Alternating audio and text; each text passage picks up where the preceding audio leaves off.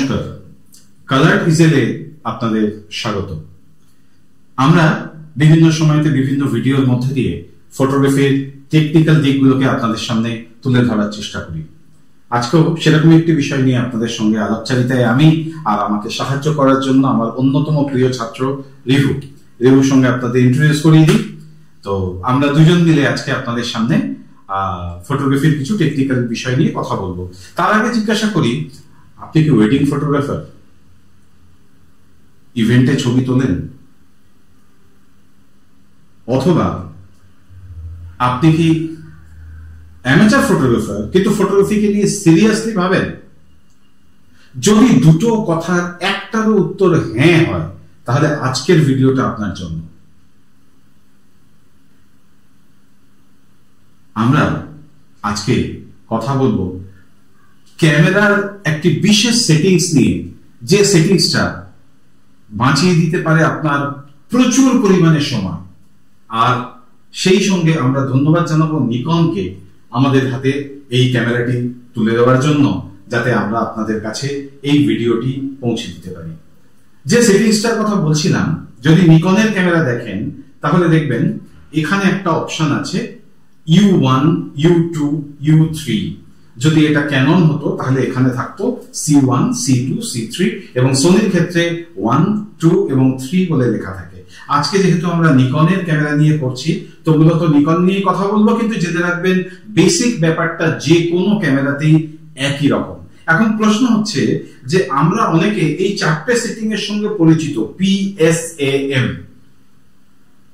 Plus auto. তাহলে U1, U2, U3 বিষয়টা কি? এইটা জানা আপনাকে কিন্তু ফটোগ্রাফির দিকে অনেকটা এগিয়ে দিতে পারে। কিভাবে? এখন যারা বিয়ে বাড়িতে ছবি তোলেন আপনাদের মধ্যে, জেনারেলি দুদিকে দুটো পোর্টা লাইট লাগিয়ে দেওয়া হয়, আর সেখানে পোর্টা লাইটের সামনে অর্থাৎ দুটো হ্যালোজেন লাইটের সামনে দুটো ছাতা লাগিয়ে দেওয়া হয়। আপনি যদি খেয়াল করেন তাহলে দেখবেন যে ওই আলোর রং কিন্তু একটু হলদেটে হয়। যারা ফটোগ্রাফি করেন, ওয়েডিং ফটোগ্রাফি, তারা জানেন এবং তারা সেই অনুযায়ী ক্যামেরার যে হোয়াইট ব্যালেন্স সেটিংস সেটাকে কারেকশনও করে নেন। কিন্তু সেই সঙ্গে সঙ্গে আরো একটি জিনিস এটা আমাদের প্রয়োজন হয়ে পড়ে, সেটা হচ্ছে আইএসওটাকে বাড়িয়ে দেওয়া একটু। তার কারণ এই পোর্টা লাইটের যে ইন্টেন্সিটি সেটাকে যদি আমাদেরকে ক্যাপচার করতে হয় তাহলে আমাদেরকে আইএসও বাড়াতেই হয় বা অ্যাপারচারকে অনেকটা ওপেন করতে হয়। আজকে সেশনটা একটু যারা ফটোগ্রাফির বেসিক জায়গাগুলো জানেন তাদের জন্য, সে কারণে এই টার্মগুলো আমি ব্যবহার করছি। তো আমাদেরকে সেই অনুযায়ী সেটিংস গুলো করতে হয়। কিন্তু আপনি ভাবুন, আপনি যখন ভিতরে, অর্থাৎ সেটা কোনো বিয়ে বাড়ি, অনুষ্ঠান বাড়ি হোক বা যার বাড়িতে অনুষ্ঠানটা হচ্ছে তার বাড়ির ভিতরে হোক, যখন আপনি ভিতরে ছবিগুলো তুলছেন তখন আপনি পোর্টা লাইট ব্যবহার করছেন, কিন্তু হঠাৎ করে আপনাকে কোনো কারণে অন্য লাইট কন্ডিশনে যেতে হলো। অর্থাৎ ধরুন, যদি আমি দিনের বেলার কথা ধরি, তাহলে জলসইতে যারা আপনারা জানেন, জেনারেলি জলসইতে যাওয়ার একটা বিষয় থাকে। তো সেইখানে আপনি ইনডোর লাইট থেকে চলে গেলেন আউটডোর লাইট এবং ডে লাইটে, অর্থাৎ আলোর রংটা সম্পূর্ণ চেঞ্জ হয়ে গেল। এবং সেক্ষেত্রে যদি আইএসও অনেক বেশি থাকে তাহলে ছবি ওভার এক্সপোজ হয়ে যাওয়ার একটা চান্স থাকে। আমাদের অধিকাংশ ক্ষেত্রে একটা সমস্যা আমরা ফেস করি, সেটা হচ্ছে এই সেটিংস গুলোকে চেঞ্জ করার কথা আমাদের মনে থাকে না, অথবা যদি আমাদের মনে থাকেও, মনে করে সেটিংস চেঞ্জ করতে করতে দেখা যায় অন্য যে আলো কন্ডিশনে গেছি সেখানে যে অনুষ্ঠানটা ছিল সেই অনুষ্ঠানটা খানিকটা এগিয়ে যায়, আমরা কোনো একটা মুহূর্তকে মিস করি, রাইট? আবার উল্টো দিকে যারা ধরে দিন বেড়াতে যান, হয়তো এখন একটা ল্যান্ডস্কেপের ছবি তুলছেন, ল্যান্ডস্কেপের ছবি তোলার জন্য হাতে সময় থাকে, আপনি আরামসে তার shutter speed, aperture, ISO set করে আপনি ছবিটা তুললেন। তোলার পরেই আপনি দেখছেন সামনে দিয়ে একটা পাখি উড়ে চলে যাচ্ছে। সেই পাখি ওড়ার ছবিটা সঠিকভাবে তুলতে গেলে হয়তো ল্যান্ডস্কেপের ছবি তোলার সময় আপনি 30 শাটার স্পিডে তুলছিলেন, কিন্তু পাখিটা উড়ে যাওয়ার ছবি তুলতে গেলে আপনাকে হয়তো 2000 শাটার স্পিডে ছবি তুলতে হবে। যতক্ষণে আপনি এখানে সেটিংস চেঞ্জ করে 2000 এ আসবেন, ততক্ষণে পাখি কিন্তু উড়ে যাবে। তাহলে এর সমাধানের উপায় কি? এর সমাধানের উপায় হচ্ছে আপনার জন্য এই U1, U2, U3, user 1, user 2, user 3 এর মধ্যে দিয়ে আপনি কিভাবে চটজলদি আপনার এই সমস্যার সমাধান করতে পারেন আমরা এবারে একদম হাতে কলমে দেখব। সবার প্রথম আমরা এখানে ওই লাইটটা তৈরি করি, যে লাইটটা জেনারেলি একটা ইনডোর হলের ক্ষেত্রে এখনো পর্যন্ত অধিকাংশ ফটোগ্রাফাররা ব্যবহার করেন। অনেকে এখন এলইডি লাইটও ব্যবহার করেন, কন্টিনিউয়াস লাইট স্টিক ইত্যাদি ব্যবহার করেন। সেক্ষেত্রেও কিন্তু আপনি হয়তো আলোটা সাদা বা সাদার কাছাকাছি, যাকে আমরা চলতি কথায় সাদা আলো বলি, ডে লাইট ইকুইভ্যালেন্ট আলো আপনি হয়তো পাচ্ছেন, কিন্তু সেক্ষেত্রেও তার আলোর জোরটা এত কম যে আপনাকে হয় আইএসও বাড়াতে হচ্ছে অথবা শাটার স্পিডটা কম রাখতে হচ্ছে। তো এখন ফর দ্য টাইম বিং আমরা একটা পোর্টা লাইটের মতো করে যদি একটা আলোর এখানে ব্যবস্থা করি, এখানে আপনারা দেখতে পাচ্ছেন যে পিছনের রংটা কিন্তু হলুদ হয়ে গেছে, অর্থাৎ সেই পোর্টা লাইটে যেমন আলো দেয় ঠিক সেরকম আলোর একটা কন্ডিশন আছে। তো সেক্ষেত্রে আমরা কি করি, যারা আপনারা ম্যানুয়াল মোডে তোলেন, এরকম আরো নানা রকম মোড আছে, aperture priority, shutter speed priority বা প্রোগ্রাম মোড আছে। তো এইখানে আমরা কি করি, আমরা জেনারেলি আমরা যদি এটাকে একদম সরাসরি ক্যামেরা স্ক্রিনে দেখি তাহলে আমরা দেখব আমরা এখানে কি করি, জেনারেলি আমরা সেই লাইট কন্ডিশন অনুযায়ী, অর্থাৎ এখানে আমরা সরাসরি দেখতে পাচ্ছি ছবিটা হলুদ হয়ে রয়েছে। আমরা কি করি, আমরা এখানে সর্বপ্রথম মেনুতে যাই, মেনুতে গিয়ে এই যে হোয়াইট ব্যালেন্সটা ডাইরেক্ট সানলাইট আছে এটাকে চেঞ্জ করে আমরা করে দিলাম ইনক্যান্ডেসেন্ট, অর্থাৎ যেটা কিনা টাংস্টেন আলোর ইকুইভ্যালেন্ট। দেখুন ছবিটার রংটা কিন্তু চেঞ্জ হয়ে গেল এবং মোটামুটি ভাবে একটা আনবায়াসড কালার কিন্তু চলে আসলো। এবার একইভাবে এখানে আইএসও অটো রাখা আছে, আপনারা দেখতেই পাচ্ছেন স্ক্রিনে, তার ফলে এখন আইএসও কিন্তু নিয়ে নিয়েছে 16,000। এবার 16,000 আইএসও আপনারা যারা ফটোগ্রাফির সঙ্গে আছেন তারা জানেন যে আইএসও যদি খুব বেশি বেড়ে যায় তাহলে ছবিতে নয়েজ আসার একটা চান্স তৈরি হয়। তো সেই কারণে আমরা এখানে অ্যাপারচারটাকে করে দিচ্ছি 5.6 আর শাটার স্পিডটাকে করে দিলাম 60 আমরা নিয়ে চলে আসলাম। এখানে কিন্তু আইএসওটাকে অনেকটা কমিয়ে আমরা 1100-1200-তে পৌঁছতে পারলাম। আমরা একটা ছবি এখন তুলছি এই কন্ডিশনে, দেখুন ছবিটা তুললাম, একদম পারফেক্ট এসছে। যদিও আমরা যদি দুটো স্ক্রিনকে একসঙ্গে দেখি তাহলে এখানে দেখব যে আলোটা যদিও এখানে হলুদ আছে, আমরা কিন্তু ছবিতে আমরা একদম যেটা হোয়াইট কালার সেটাকে আমরা হোয়াইটে দিচ্ছি না, আমরা দুটো স্ক্রিনে একসঙ্গে দেখি, আমরা একদম যেটা হোয়াইট আছে সেটাকে অ্যাকচুয়াল হোয়াইট কালারই দেখছি। এইবারে আমাদের যেটা কাজ হবে সেটা হচ্ছে এখান থেকে আমরা চলে যাব, আমরা শুধুমাত্র যদি ক্যামেরা স্ক্রিনটাই এখন দেখি তাহলে দেখব যে এখান থেকে আমরা চলে গেলাম মেনুতে গিয়ে আমরা যাব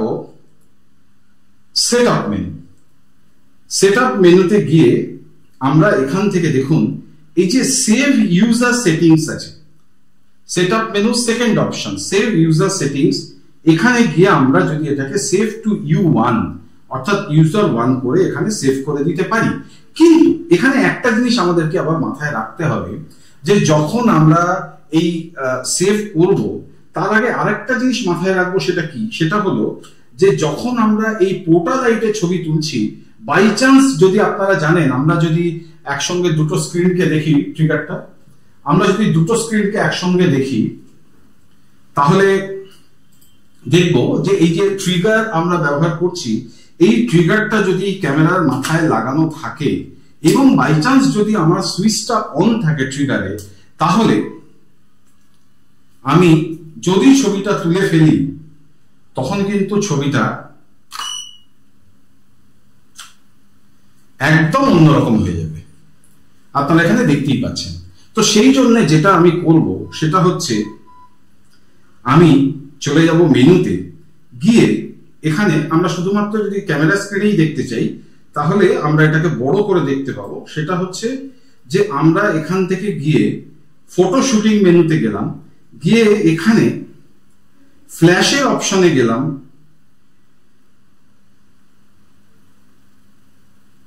এই যে ফ্ল্যাশ মোড আছে, এই ফ্ল্যাশ মোডটাতে গিয়ে আমরা ফ্ল্যাশটাকে অফ করে রাখলাম, ফ্ল্যাশটাকে আমরা অফ করে দিলাম।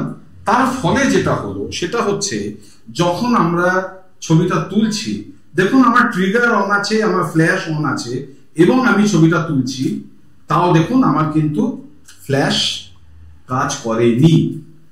তার কারণ আমরা এখানে ফ্ল্যাশটাকে অফ করে রেখেছিলাম। এইবারে আমাদের যেটা কাজ সেটা হচ্ছে মেনুতে গেলাম, মেনুতে গিয়ে আমরা চলে গেলাম সেটআপ মেনু, এখানে গিয়ে ইউজার ওয়ানে আমরা এটাকে সেভ করে দিলাম। এবার তারপরে এটাকে আমরা কিভাবে ইউজ করব সেটাকে আমরা আসছি এইবারে। ধরুন এরপরে আমরা মনে করছি যে ছবিটা আমরা ফ্ল্যাশে তুলব, তার জন্য কি করতে হবে?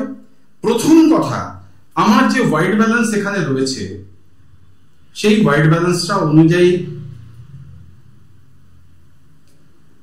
আমার করা আছে টাংস্টেন। ফলে যদি আমি ফ্ল্যাশে তুলি তাহলে এক্ষুনি আপনারা দেখেছেন, আমরা একটা ছবিকে দেখেছি এর আগে, ছবিটা একদম ব্লু কাস্ট হয়ে যাবে। অতএব সবার প্রথম আমাকে যেটা করতে হবে সেটা হলো আমাকে এই ইনফো আই বাটন টিপে হোয়াইট ব্যালেন্সটা আমাকে চেঞ্জ করতে হবে। হোয়াইট ব্যালেন্সে আমি চলে গেলাম, যেহেতু ফ্ল্যাশের আলো ডে লাইট ইকুইভ্যালেন্ট, আমি চলে গেলাম ডাইরেক্ট সানলাইটে এবং শাটার স্পিডটা আমরা এবারে কিন্তু ইচ্ছা করলে একটু বাড়িয়ে দিতে পারি। শাটার স্পিডটা আমি করে দিলাম 160 বা 200 করে দিলাম, অ্যাপারচার করে দিলাম আমি 8। এটা যার যার যেমন প্রয়োজন সেই মতো করতে পারেন এবং মনে করে এই কাজগুলো আমাকে কাজের শুরুতেই করে রাখতে হবে। সেটা হচ্ছে আমি চলে গেলাম এখানে আবার সেই ফ্ল্যাশ মোডে গিয়ে, এখানে গিয়ে আমি এটাকে করে দিলাম ফিল ফ্ল্যাশ, অর্থাৎ ফার্স্ট অপশন। ফিল ফ্ল্যাশ করে দেওয়ার পরে আমরা চলে গেলাম আবার সেটআপ মেনু, গিয়ে এর আগেরটা আমরা সেভ করেছিলাম U1 এ, এবারেরটা আমরা কিন্তু সেভ করছি U2 তে। U2 তে সেভ করে দিলাম। এইবারে ধরুন যারা বিশেষ করে ওয়াইল্ড লাইফ ফটোগ্রাফি করেন বা যারা বার্ড ফটোগ্রাফি করেন, যদি তারা মনে করেন যে একটাই ছবি তারা তুলবেন বা বারংবার শাটার টিপবেন, তাহলে একটা বেসিক সমস্যার জায়গা দেখা দেয়। সেই সমস্যার জায়গাটা কি? সেটা হচ্ছে যে যখন একবার আপনি শাটার টিপলেন, তারপরে আরেকটা শাটার টিপতে টিপতে কিন্তু পাখিটা উড়ে চলে যায়। কিংবা ধরুন একটা হরিণের পিছনে একটা বাঘ তাড়া করছে, যতক্ষণে আপনি একটা শাটার টেপার পরে আরেকটা শাটার টিপছেন, ততক্ষণে বাঘটা হরিণটাকে হয় খেয়ে নিল অথবা হরিণটা পালিয়ে গেল, কিছু একটা হয়ে গেল। সেই ক্ষেত্রে আমরা ব্যবহার করি বার্স্ট মোড, অর্থাৎ 1 সেকেন্ডের মধ্যে পর পর পর পর অনেকগুলো ছবি উঠতে থাকে। তো এক্ষেত্রে আমরা প্রথম কথা হচ্ছে আমরা এক্ষেত্রে প্রথমেই আমরা বার্স্ট মোডে যাচ্ছি। আমি বলবো এটাকে একটু দিতে, শুধু এই ক্যামেরার ভিউটাকে একবার দিতে বলবো। এইটা ট্রানজিশন জাস্ট, হ্যাঁ ওপরেরটা হ্যাঁ ট্রানজিশন। হ্যাঁ, তো এখানে আমরা এই যে বাটনটা আছে এই বাটনটা দিলাম, এই যে আপনারা দেখতে পাচ্ছেন বাঁদিকে। এবার যদি আমরা দুটো স্ক্রিনকে একসঙ্গে দেখি তাহলে দেখব যে আমরা এখানে এই মোডকে দিয়ে এই কমান্ড ডায়ালকে ঘোরাতে থাকলাম এবং এখানে আমরা দরকার হলে এই কন্টিনিউয়াস এইচ বা কন্টিনিউয়াস এইচে চলে আসলাম। আসার পরে যদি আমরা শাটারটা দেই তখন দেখা যাবে, প্রথম কথা হচ্ছে যে আমরা জেনারেলি বার্ড ফটোগ্রাফি বা ওয়াইল্ড লাইফ ফটোগ্রাফি আমরা ফ্ল্যাশ দিয়ে করি না, তো সেক্ষেত্রে আমি ফ্ল্যাশটাকে অফ করে দিলাম। অফ করে দিয়ে এবার যদি আমরা কন্টিনিউয়াসলি ছবি তুলতে থাকি তাহলে দেখুন, আপনারা যদি খেয়াল করেন তাহলে দেখবেন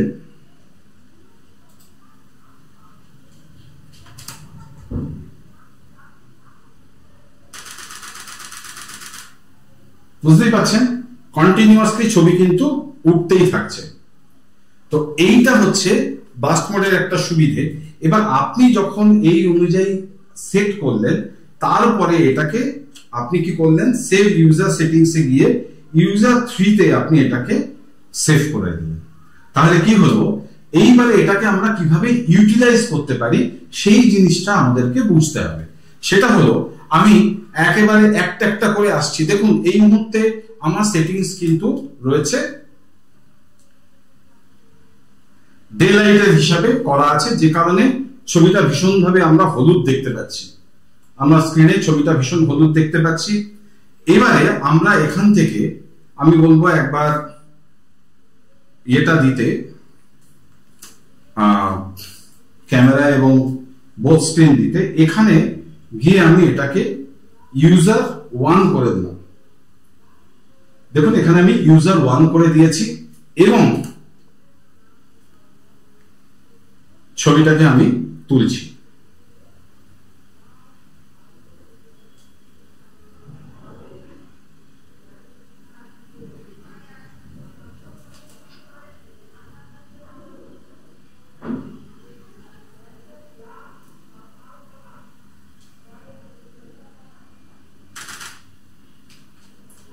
ও সরি, এটা ইউজার 3 করে ফেলেছিলাম, ওই জন্যই ঠিক আসছিল না।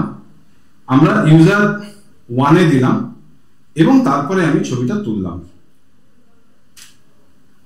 দেখুন এখানে কিন্তু একমাত্র অ্যাভেলেবল যে লাইট আছে সেই লাইটেই ছবিটা উঠেছে এবং আমরা একদম পারফেক্ট ছবিটা পেয়েছি, হোয়াইট ব্যালেন্স থেকে এভরিথিং। এবার পরের ছবিটাই আমি কোনো কারণে আমাকে ফ্ল্যাশে তুলতে হবে। পরের ছবিটা ফ্ল্যাশে তুলতে গেলে আমি ফ্ল্যাশটাকে এখানে অন করলাম এবং এটাকে চলে গেলাম ইউজার 2। ইউজার 2 তে গিয়ে দেখুন সেটিংস পুরো চেঞ্জ হয়ে গেছে। আমি আবার দেখাচ্ছি, ইউজার 1 এ যখন ছিলাম তখন কিন্তু আমার শাটার স্পিড দেখুন এখানে দেখাচ্ছে, শাটার স্পিড ছিল 1/60, অ্যাপারচার ছিল 5.6 আর আইএসও অটো সে তার মতো ঠিক করে নিচ্ছিল। এই মুহূর্তে 1100 আইএসও এখানে বা 1250 আইএসও এখানে শো করছে। জাস্ট এখান থেকে আমি এত কিছু আমাকে চেঞ্জ করতে হলে কত কিছু চেঞ্জ করতে হতো, আমাকে ফ্ল্যাশের সেটিংস চেঞ্জ করতে হতো, আমাকে শাটার স্পিড চেঞ্জ করতে হতো, অ্যাপারচার চেঞ্জ করতে হতো, আইএসও চেঞ্জ করতে হতো। প্রত্যেকটা প্যারামিটার ঠিক করতে করতে আমার সাবজেক্টটাই কিন্তু চলে যেত। সেইখানে আমি কি করলাম, আমি শুধুমাত্র U1 থেকে চলে গেলাম U2। দেখুন ছবিটার কালারটা চেঞ্জ হয়ে গেল এবং এইখানে আমি ছবিটা তুললাম এবং দেখা যাক ছবিটা কি আসলো। দেখুন একদম পারফেক্ট আসলো এবং এটা কিন্তু ফ্ল্যাশ ফটোগ্রাফি হলো। আগেরটা দেখুন, আগেরটা ছিল আমার অ্যাভেলেবল লাইট, অর্থাৎ সেই পোর্টা লাইটের কথা বলছিলাম, হ্যালোজেন লাইট তার ইকুইভ্যালেন্ট। পরেরটা চলে আসলো কিন্তু আমার ফ্ল্যাশ লাইটের ইকুইভ্যালেন্ট। অর্থাৎ এখানে আমরা বুঝতে পারছি যে ইউজার সেটিংস দিয়ে আমরা কিন্তু ছবিকে খুব চট জলদি তার সেটিংসকে আমাদের প্রয়োজন, আমাদের ইচ্ছা অনুযায়ী চেঞ্জ করে নিতে পারি। আজকের ভিডিওটা সম্পর্কে আপনাদের কোনো বক্তব্য থাকলে, কোনো প্রশ্ন থাকলে নিঃসন্দেহে আমাদের জানাবেন এবং আর কোন বিষয় নিয়ে আমরা ভিডিও করতে পারি সেটাও আমাদেরকে জানাবেন। আর সেই সঙ্গে আর একবার আমরা নিকনকে ধন্যবাদ জানাই, কালার্ড ফটোগ্রাফি ট্রেনিং ইনস্টিটিউটের তরফ থেকে আমাদেরকে এইভাবে ক্যামেরা দিয়ে সহযোগিতা করার জন্য, পাশে থাকার জন্য। নমস্কার সবাইকে।